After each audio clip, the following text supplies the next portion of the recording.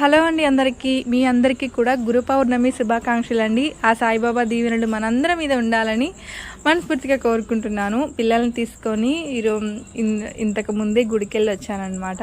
చూసారా ఎంత బాగా డెకరేట్ చేస్తున్నారంటే చాలా బాగుందండి. పైనంతా పండ్లతో సాయిబాబా కూడా ఎంత బాగున్నారో, చాలా బాగా డెకరేట్ చేసాను. స్వామివారిని దర్శనం చేసుకొని ఇంకా ఆ తర్వాత ప్రసాదం తీసుకుని అయితే వచ్చాము.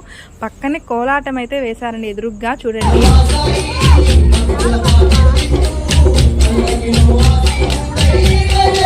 చూసారు కదా ఎంత బాగా చేశారో. ఫాస్ట్గా ఇక్కడ వీళ్ళు భరతనాట్యం చేయడానికంటే అక్కడికి వచ్చిన్నారనమాట. పక్కనే స్టేజ్ కూడా ఉంది.